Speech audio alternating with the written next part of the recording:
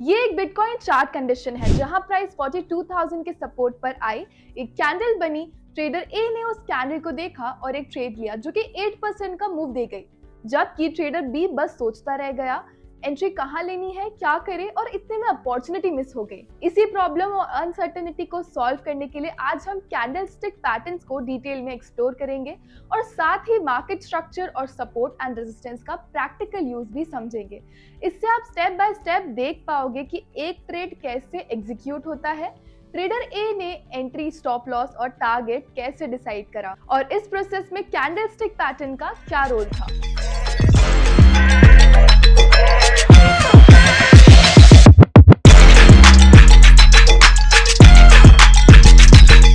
Welcome back to crypto charts पे चर्चा presented by Delta Exchange. इस वीडियो में हम 3 स्पेसिफिक पैटर्न्स को देखेंगे, डोजी, एनगल्फिंग और हैमर एंड शूटिंग स्टार।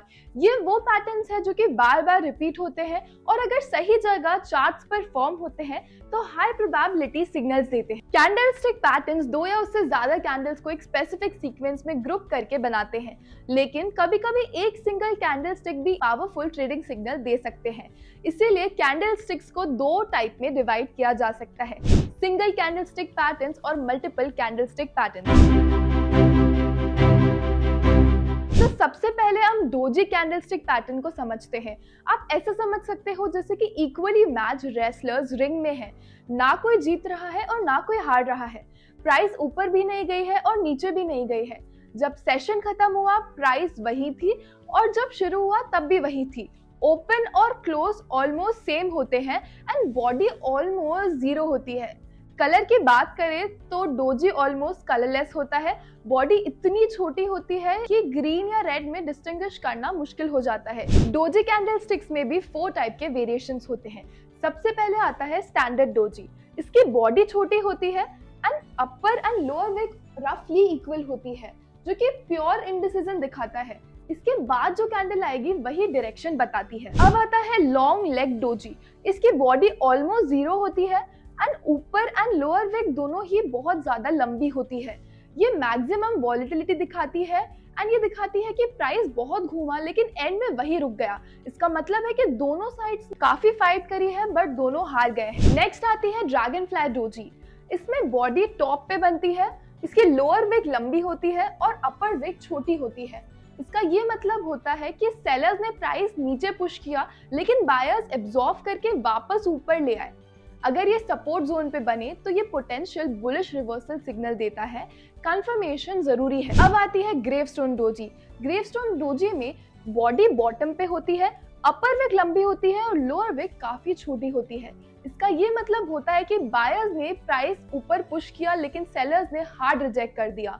अगर ये रेजिस्टेंस जोन पे बने तो पोटेंशियल बियरिश रिवर्सल सिग्नल देती है, एकदम ड्रैगन फ्लाई का उल्टा। एक रूल याद रखना, डोजी कभी भी अकेले नहीं बनता है। अगर रैंडम चार्ट पर बिना किसी कॉन्टेक्चुअल टेक्निकल फैक्टर के देखोगे तो चांसेस है कि वो फॉल्स सिग्नल दे and that could be risky. So अगर स्ट्रॉन्ग सपोर्ट या रेजिस्टेंस पे डोजी फॉर्म हो तो ये पोटेंशियल रिवर्सल सिग्नल कंसिडर होता है, बट कंफर्मेशन के लिए देखना होगा कि नेक्स्ट कैंडल किस डायरेक्शन में क्लोज करती है। अगर स्ट्रॉन्ग सपोर्ट या रेजिस्टेंस पे हो तो ये पोटेंशियल रिवर्सल सिग्नल है। अब अगर वापस अपने एग्जाम्पल पर आए तो हैमर के एक कैंडल पहले ड्रैगन फ्लाई डोजी बनी जिसकी बॉडी टॉप पे है, लोअर विक लंबी है एंड अपर विक छोटी है। इसका मतलब यह है कि सेलर्स ने प्राइस नीचे पुश किया लेकिन बायर्स ने रोक लिया। ये एक अर्ली वार्निंग थी लेकिन डोजी अकेले देखकर ट्रेड नहीं लिया, ये बात ट्रेडर ए जानता है। इस लिस्ट में नेक्स्ट कैंडलस्टिक पैटर्न है engulfing candlestick pattern. Engulfing pattern एक 2 कैंडलस्टिक रिवर्सल पैटर्न होता है जहां सेकंड कैंडल फर्स्ट कैंडल की तरह पूरी बॉडी को कवर कर लेती है, मतलब एनगल्फ कर लेती है। एग्जाम्पल के लिए एक कंपनी बोर्ड ऑफ डायरेक्टर्स चला रही है, सब कुछ नॉर्मल लग रहा है, बट फिर एक नया पावरफुल इन्वेस्टर आता है, एक ही मीटिंग में पूरा कंट्रोल ले लेता है, पुरानी लीडरशिप कंप्लीटली वाइप आउट हो जाती है। एनगल्फिंग पैटर्न्स 2 टाइप के होते हैं। First is bullish engulfing. तो इसमें एक छोटी रेड कैंडल बनती है जो दिखाता है कि सेलर्स थोड़े से कंट्रोल में है, बट फिर आगे चलकर एक ग्रीन स्ट्रॉन्ग कैंडल आती है जो कि रेड कैंडल को पूरे तरीके से एनगल्फ कर लेती है। इसका ये मतलब होता है कि अब सेशन कंप्लीटली शिफ्ट हो चुका है और बायर्स ने फुल टेक ओवर कर लिया है। अब आती है bearish engulfing. Major red candle आती है जो कि ग्रीन कैंडल को पूरी तरीके से एनगल्फ कर लेती है। जो बायर्स कॉन्फिडेंट थे वो अब ट्रैप्ड फील करते हैं और सेलर्स का कंप्लीट टेक ओवर हो जाता है। यहाँ पर 3 चीजों का ध्यान रखना जिससे पता चले कि एनगल्फिंग पैटर्न स्ट्रॉन्ग है। ये पैटर्न अगर सपोर्ट या रेजिस्टेंस जोन पर अपीयर हो तो स्ट्रॉन्ग सिग्नल होता है क्योंकि ये लोकेशन क्रिटिकल होती है। उसके साथ वॉल्यूम स्पाइक हो जाता है स्पेशली एनगल्फिंग कैंडल पे। एंड अगर वो एक ज्यादा कैंडल्स को एनगल्फ करे तो सिग्नल और भी ज्यादा पावरफुल हो जाता है। एक और चीज, एनगल्फिंग कैंडल दिखाता है कि पावर शिफ्ट हो चुका है, लेकिन एंट्री तुरंत नहीं लेते क्योंकि हमें चाहिए होता है कंफर्मेशन। रूल ये होता है कि एनगल्फिंग कैंडल का हाई बुलिश केस या फिर लो बियरिश केस ब्रेक होने के बाद ही एंट्री लो। जैसे बुलिश एनगल्फिंग बना वैसे ही बायर स्ट्रॉन्ग दिख रहे हैं, पर कंफर्म तभी होगा जब प्राइस उस कैंडल का हाई तोड़ दे, क्योंकि तब एंट्री लेना सेफर होता है। इससे फॉल्स सिग्नल से बचोगे और ज्यादा कॉन्फिडेंट ट्रेड ले पाओगे। इसमें आप ट्रैप ट्रेडर का भी कॉन्सेप्ट समझ लो, क्योंकि ट्रैप ट्रेडर्स की वजह से ही पैटर्न काम करता है। बियरिश एनगल्फिंग में जो बायर्स अभी भी लॉन्ग गए थे वो अब ट्रैप्ड हो जाते हैं, अपनी पोजीशंस क्लोज करनी पड़ती है और सेलिंग प्रेशर क्रिएट हो जाता है। इसलिए एनगल्फिंग के बाद मूव यूजुअली फास्ट होता है। ट्रैप ट्रेडर्स का एग्जिट एक फ्यूल बन जाता है। Now the third category of candlestick is hammer and shooting star candlestick pattern. ये दोनों कैंडल्स ही एक कॉन्सेप्ट पे काम करती है जहां प्राइस रिजेक्शन और रिवर्सल सिग्नल है। अपने बिटकॉइन वाले एग्जाम्पल पर वापस आ जाते हैं। एनगल्फिंग में हमने इसीलिए यूज नहीं किया था क्योंकि वहां पे ये फॉर्म नहीं हो रहा था। अब आप इसमें नोटिस करेंगे कि ड्रैगनफ्लाई डोजी के जस्ट बगल में एक हैमर कैंडल भी प्रेजेंट है। ये एक ग्रीन हैमर है जो कि 42,000 के सपोर्ट जोन पर है। हैमर के स्ट्रक्चर में बॉडी टॉप पे होती है और लोअर विक लंबी होती है जो कि 2 to 3x बड़ी होती है बॉडी से, और ऊपर के विक काफी ज्यादा छोटी होती है। ट्रेडर्स हैमर कैंडल का यूज करके प्रोबेबल रिवर्सल्स प्रिडिक्ट करते हैं, एंड जब हैमर कैंडल का दूसरा टेक्निकल इंडिकेटर के साथ कंबाइन होता है तो ये ट्रेडर्स को लॉन्ग और शॉर्ट पोजीशंस के लिए बहुत ज्यादा बेटर एंट्री पॉइंट्स देने में हेल्प करता है। एंड ट्रेडर ए को ये बात पता थी कि ड्रैगनफ्लाई डोजी नोटिस करने के बाद ट्रेडर ए को हैमर से ज्यादा स्ट्रॉन्ग कंफर्मेशन मिल गया। हैमर और इन्वर्टेड हैमर दोनों बुलिश कैंडल्स होते हैं जो कि डाउन ट्रेंड के बाद अपीयर होते हैं।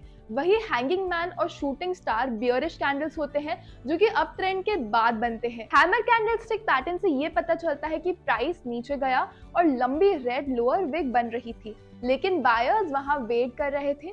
उन्होंने सब सेलिंग एब्जॉर्ब की और प्राइस वापस ऊपर आ गया। सेशन ग्रीन क्लोज हुआ जो कि बायर्स की जीत दिखाता है। इसी हैमर के थ्रू आप लिक्विडिटी ग्रैप को विजुअली भी समझ सकते हो, जो कि हमने लास्ट एपिसोड में डिस्कस किया। हैमर में लंबी लोअर विक अक्सर एक स्टॉप लॉस हंट होती है। प्राइस नीचे गई, रिटेल ट्रेडर्स के स्टॉप लॉस हिट हुए, इंस्टीट्यूशंस ने वहां से बाय किया और फिर से प्राइस ग्रीन क्लोज हुआ। वो लंबी लोअर विक स्टॉप हंट का विजुअल एविडेंस है। वहीं शूटिंग स्टार एक बियरिश रिवर्सल सिग्नल होता है जहां पर एक रेड कैंडल होती है जिसमें बॉडी लोअर पर बनती है एंड एक अपर विक लंबी होती है, एंड जो लोअर विक होती है वो ऑलमोस्ट ना के बराबर होती है। ये हैमर का बिल्कुल उल्टा होता है। इसमें बायर्स ने प्राइस ऊपर पुश किया जो लंबी अपर विक बन रही है, लेकिन सेलर्स ने हार्ड रिजेक्ट किया और सेशन रेड क्लोज हुआ, मींस सेलर डोमिनेट कर गए। अपर विक बायर्स का फेलियर का प्रूफ बन जाती है। यहाँ पर एक चीज ध्यान रखना, हैमर सिर्फ सपोर्ट जोन पर काम करता है और शूटिंग स्टार सिर्फ रेजिस्टेंस जोन पर। लोकेशन के बिना ये पैटर्न्स की वैल्यू नहीं है, क्योंकि कैंडल्स किसी भी रैंडम जगह पे काम नहीं करते हैं, वो नॉइस की तरह होते हैं। इसीलिए ट्रेडर ए को हैमर से कंफर्मेशन मिलने के बाद he looked for another thing कि ये फॉर्म कहाँ हुआ, and that was the support zone. जब आप भी कैंडल्स के लिए लुक आउट कर रहे हो तो हमेशा ये ध्यान रखना कि तभी पावरफुल होते हैं जब राइट लेवल्स पर और राइट कॉन्टेक्स्ट के साथ यूज किए जाएं। एंड इसीलिए 4 कॉन्टेक्स्ट का ध्यान रखना एंड उनकी जगह पर कैंडल्स को यूज करना। ये कॉन्टेक्स्ट अलग अलग कैंडल्स के लिए अलग अलग होते हैं। जैसे कि हैमर कैंडल सपोर्ट पे हाई प्रोबेबिलिटी बुलिश रिवर्सल का सिग्नल देते हैं। इसमें सबसे पहले सपोर्ट एंड रेजिस्टेंस के लेवल्स पर ध्यान रखना। सेकंड, कैंडल्स ज्यादा रिलायबल होते हैं और अगर ये सिग्निफिकेंट लेवल्स के साथ मैच करे, जैसे कि पहले के highs and lows, swing point जहां प्राइस रिएक्ट कर चुके हैं, ट्रेंड के पीक्स और उनके रोज कंसोलिडेशन जोन जहां प्राइस साइडवेज था और अब ब्रेकआउट रिवर्सल हो सकता है, और साइकोलॉजिकल लेवल्स जैसे राउंड नंबर्स 40,000 या फिर 50,000 बिटकॉइन। थर्ड, कैंडल्स का सिग्नल हमेशा हायर या लोअर टाइम फ्रेम के कॉन्टेक्स्ट में देखना चाहिए। हायर टाइम फ्रेम में डे, 4 आवर एंड वीकली के की सपोर्ट रेजिस्टेंस लेवल आइडेंटिफाई होते हैं और लोअर टाइम फ्रेम पे 1 आवर एंड 15 मिनट्स के उन्हीं लेवल्स पर एंट्री सिग्नल्स के लिए कैंडल पैटर्न्स यूज किए जाते हैं। मल्टी टाइम फ्रेम एनालिसिस से कंफर्मेशन मिलता है और रैंडम फॉल सिग्नल्स अवॉइड होते हैं। फोर्थ, कैंडल्स तभी स्ट्रॉन्ग होती है जब एडिशनल को इन्फ्लुएंस फैक्टर्स भी मैच करते हैं। ट्रेंड डायरेक्शन को ध्यान में रखो, अप ट्रेंड में बियरिश पैटर्न शूटिंग स्टार और डाउन ट्रेंड में बुलिश पैटर्न हैमर ज्यादा रिलायबल होते हैं। हाई वॉल्यूम सिग्नल्स को और स्ट्रॉन्ग बनाता है, मूविंग एवरेजेस के साथ कैंडल रिएक्शन और को इन्फ्लुएंस देता है, और मार्केट स्ट्रक्चर जैसे कि हायर हाई। बिटकॉइन वाले एग्जांपल को अब आप देखोगे, यहाँ 3 चीजें pattern plus level plus trend, ये सब देखे गए हैं, इसीलिए एक हाई प्रोबेबिलिटी ट्रेड सेटअप है।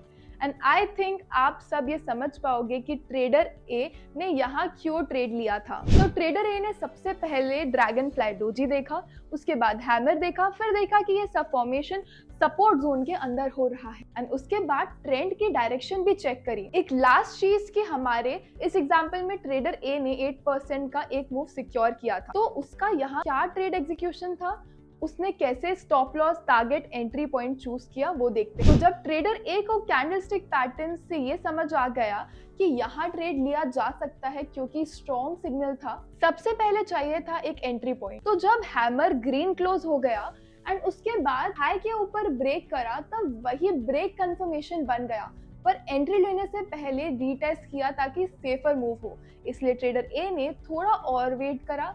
जब अगला कैंडल 42,000 के ऊपर ब्रेक हुआ तो वो ब्रेक कंफर्मेशन था, मतलब मार्केट ने खुद कंफर्म किया कि बायर्स अब कंट्रोल में है, इसीलिए एंट्री पॉइंट उसने चूज करा 42,000। अब हैमर बनते ही एंट्री लेते तो रिस्क था कि हैमर फेल हो जाए, तो कभी कभी एक अच्छा दिखने वाला हैमर भी फेल हो जाता है, प्राइस और नीचे चली जाती है। ब्रेक ऑफ हाई वेट करने से ये रिस्क काफी कम हो जाती है। नेक्स्ट थिंग होता है स्टॉप लॉस प्लेसमेंट, जो कि ट्रेडर ए ने 41,000 पर लगाया। स्टॉप लॉस के केस में स्टॉप लॉस हैमर की विक के बिल्कुल नीचे लगाना नहीं चाहिए, वहां लिक्विडिटी पूल है, प्राइस वहां आएगी और स्टॉप लॉस ग्रैब करेगी। स्टॉप लॉस स्ट्रक्चर बेस्ड रखना चाहिए ताकि आइडेंटिफाई कर पाओ कि हैमर के नीचे मीनिंगफुल प्राइस एक्टिविटी कहाँ रुक रही थी। उस क्लस्टर के भी नीचे स्टॉप लॉस रखो, ऑब्वियस लेवल से थोड़ा दूर। इसके बाद ट्रेडर ए ने टारगेट सेट किया जहां वो एग्जिट लेगा। जनरली टारगेट रिस्क रिवॉर्ड को कंसिडर करके चूज किया जाता है, आइडियली 1:2 या फिर 1:3 यूज किया जाता है। तो इस केस में रिस्क था 800 as entry was 42,400 and stop loss was 41,600। अब आइडियली रिवॉर्ड होना चाहिए था 1600 ऊपर, जो कि लिया जा सकता था, बट ट्रेडर ए ने चार्ट के प्रीवियस स्विंग हाई ढूंढा, मतलब एंट्री पॉइंट 42,400 से ऊपर पहले कहीं प्राइस रुकी थी। 45,800 पर एक क्लियर प्रीवियस स्विंग हाई था जहां प्राइस काफी बार बाउंस करके नीचे आई। वो एक रेजिस्टेंस जोन था जहां सेलर्स हिस्टोरिकली एक्टिव, इसीलिए ट्रेडर ए ने अपना टारगेट 45,800 पे सेट करा। रिस्क टू रिवॉर्ड रेशियो भी चेक करा, जो कि ये नॉर्मल से ज्यादा था। उसके बाद जब प्राइस 45,800 के रेजिस्टेंस जोन के आसपास आ गई, ट्रेडर ए ने क्लोज कर दिया, क्योंकि वो वही जोन था जहां पहले सेलर्स एक्टिव थे। अगर वो रेजिस्टेंस होल्ड करता तो प्राइस नीचे आ सकती थी। टारगेट पे एग्जिट करना एक डिसिप्लिन है, एंड दैट वे ट्रेडर ए ने 8% का प्रॉफिट बुक करा। सो ये काफी सिंपल था। उसने पैटर्न्स देखे, लेवल चेक किया, एंट्री रीटेस्ट करी, एंट्री ली, स्टॉप लॉस लगाया, टारगेट सेट किया एंड एग्जिट। वही था सिस्टमैटिकल प्रोसेस जो उसने कैंडलस्टिक पैटर्न को यूज करके फॉलो किया। तो ये लगता तो सिंपल है, बट इसमें काफी प्रैक्टिस की जरूरत होती है। इन द लास्ट 3 मिस्टेक्स बिल्कुल मत करना। लोकेशन देखना अवॉइड मत करना। कैंडलस्टिक पैटर्न के बाद एंट्री लेने से पहले कंफर्मेशन लेना मत भूलना, एंड हर कैंडल में पैटर्न मत ढूंढना, सीरियसली 3 to 4 स्ट्रॉन्ग सेटअप देखना। So that's all for today's episode. अगर आपको ये वीडियो जेन्युइनली हेल्पफुल लगी हो तो अपने फ्रेंड्स के साथ शेयर करना, और अगर कोई भी डाउट्स हो तो कमेंट्स में ज़रूर पूछना। एंड डेल्टा एक्सचेंज को सब्सक्राइब ज़रूर कर लेना। And I see you in the next one.